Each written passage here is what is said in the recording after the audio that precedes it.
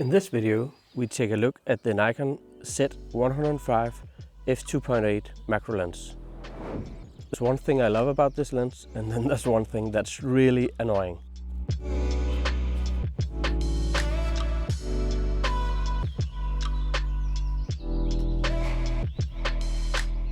I've had this lens for more than a year now, and I've tested it in a lot of different scenarios. You can really tell that Nikon has made a lot of effort in making sure that this lens lives up to the reputation of its predecessor for the DSLR cameras. Macro lenses are for nerds like me and maybe you, and I mean that in a positive way, but I feel that macro is often overlooked in nature photography, being overshadowed by action-packed wildlife photos of predators or epic landscapes. But I really think that macro photography has a special ability to really show us what is hidden in nature, and it enables us to tell stories that are otherwise not possible. Now, the lens's external design is elegant and the build quality is excellent. Nikon has made some really great choices when it comes to balancing the build quality with the weight and the portability. The mount and base are made of metal, and close to it you'll find a set of switches that you can choose to switch between autofocus and manual focus, and also a focusing limiting switch, which comes in pretty handy. For instance, you can either choose if you should use the full autofocus range, or that you just wanted to focus between half a meter from the camera and 29 centimeters away. This is really a must when it comes to using focus in macro lenses, that you have this kind of switch, because it makes focusing so much easier and so much more enjoyable. Next, you'll find a variable use control ring, which is finely textured, easy to get hold of, even though it's quite narrow. And from here, the rest of the lens up to the front of the lens is made of plastic, but it really doesn't matter, and it keeps the weight down. So the next section, you have some display switches, which I rarely use, and a function button, which I also don't use. The focusing ring is nicely dampened and you get a great grip on it.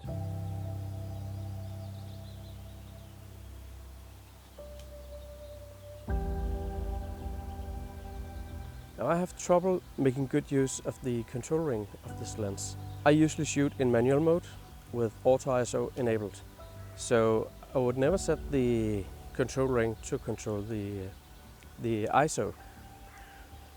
And I also want control of the aperture, so it really just becomes a source of mistakes and errors if I enable it. So I usually shoot with or set up the camera so that the control ring is disabled. And you can do that, and this is great, but if you have another way of shooting where you enable the control ring, please let me know in the comments below. Maybe it can benefit others.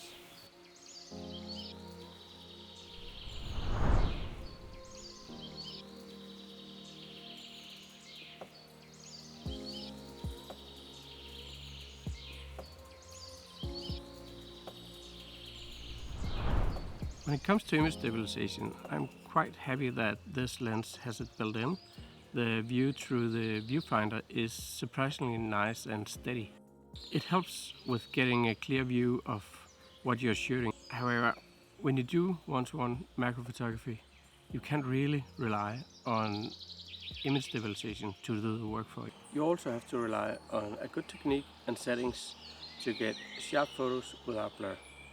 As you focus closer and closer with the Nikon 105 macro lens, you'll notice that the aperture changes, and then you might think that, well, this is a true 2.8 lens, so you should be able to use it with 2.8 at 1:1 magnification, and you can, but Nikon, as one of the few brands, actually shows you the effective aperture. So When you get closer and closer, you'll see that maybe it says 3.5 in the aperture, but that's because it's the effective aperture, and other brands don't show that. So it's nothing with the lens, it's more a matter of how the camera tells you what aperture you're really shooting at. This macro lens can focus at 29 centimeters. That's just under a foot away from the camera sensor. And that's good enough for one-to-one magnification. But it sure takes a lot of time for it to get there. And this is the one thing that's kind of annoying to me. When shooting macro subjects, there's a tendency for this lens to hunt a bit for the correct focus or focus in the wrong spot. Macro photographers will likely be used to it. It's a little worse with this lens, but not much, but it's still kind of annoying.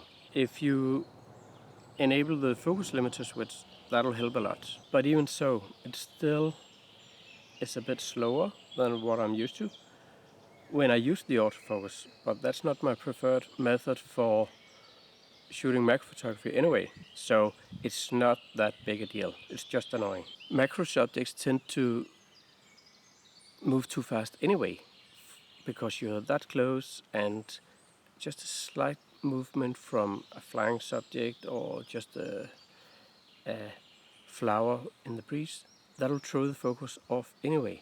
So autofocus is not ideal for macro photography.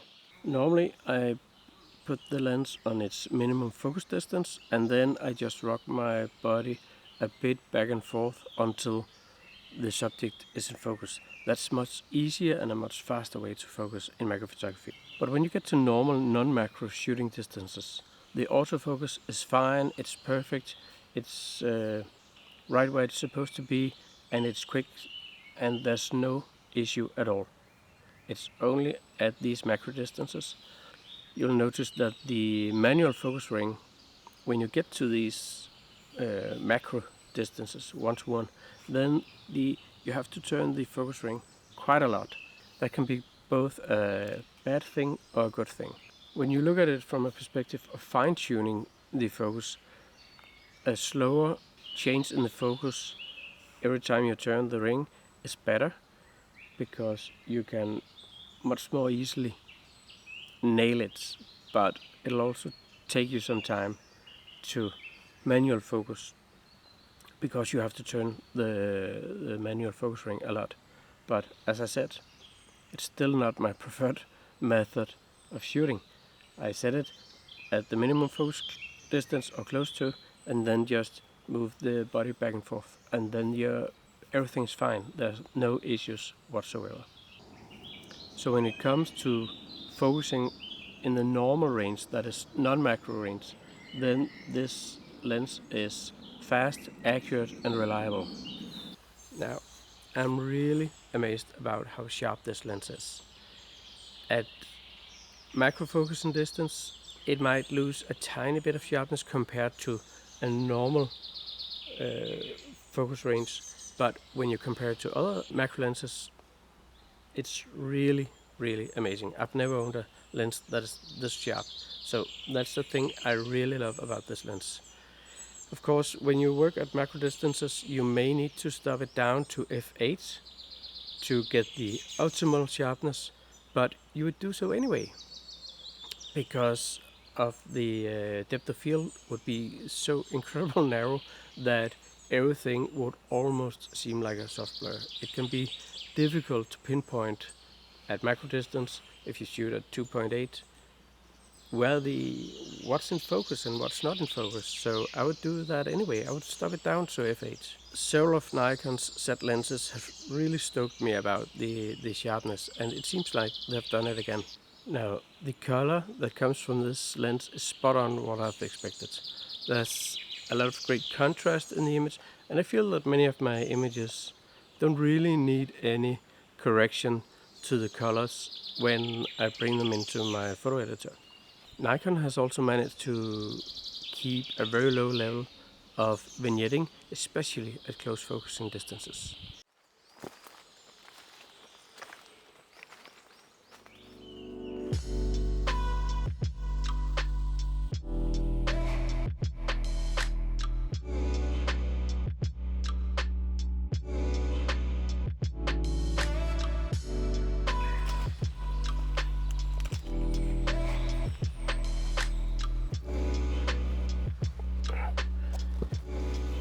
Now, with macro capabilities and a 105mm focal length, you can easily create a beautiful bouquet. Just get in close, shoot wide open, and have a few highlights in the background, and you've got these beautiful round bouquet.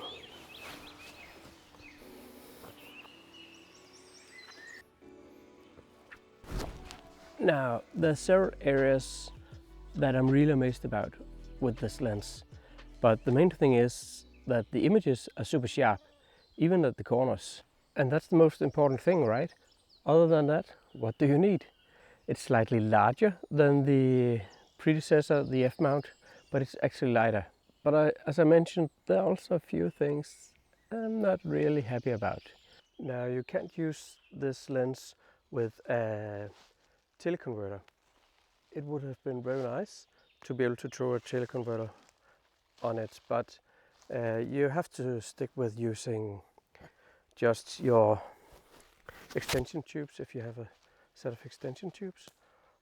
And yeah, that's just how it is. It's an expensive lens, but compared to what you get from it for the money, I think it's a really good deal. Instead of going with a third-party lens, I would really consider using the original Nikon lens. It's so much better.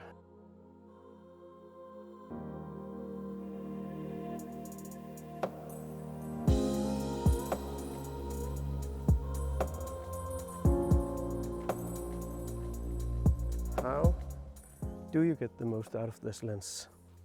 First of all, I would suggest that you add on a flash to your macro setup if you don't use it already. It's really underrated what you get from adding a flash. Most people think that, okay, you can get enough light, but you also get extra details when you add a flash. It makes your images so much more vibrant, and you can see all the smaller patterns that you couldn't see before. Okay, I have a bit of a nettle issue here.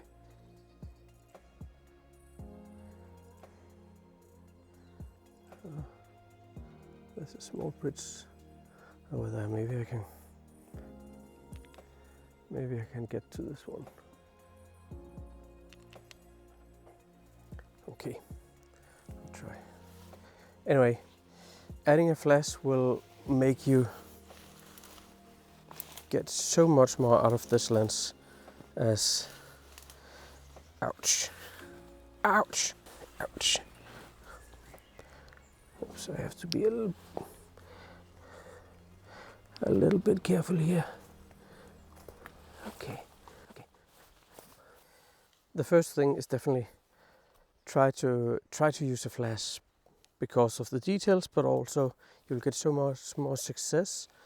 You can use smaller aperture openings, and you can also avoid a lot of the blur and shakiness that comes from using like too slow shutter speed. So the second thing I would suggest is that you move a little further away from your subject. Even though it's a 1:1 magnification macro lens, there's no shame in not using it at 1:1 magnification. The closer you get to a subject, the more troubles you'll get. So if you're a beginner, at least, I would suggest starting from a little further away, and then you can slowly work your way inwards towards your subject, making sure that you can get some great shots at a little, like maybe a meter away, or then get closer and closer and experiment with the aperture, because the closer you get, of course, the aperture or the depth of field becomes narrower and narrower and narrower. So you can shoot at f2.8 from far out, like a meter's distance, and then when you get closer, gradually increase the aperture so you still maintain the entire subject in focus while throwing that background out of focus. If you enjoyed this video, please remember to hit the like button and subscribe to my channel, and do turn on the notification bell so you'll be notified and we get a chance to meet each other again when I publish a new video. And until then, happy shooting, and if you want to know more about macro photography, this is the video you should check out.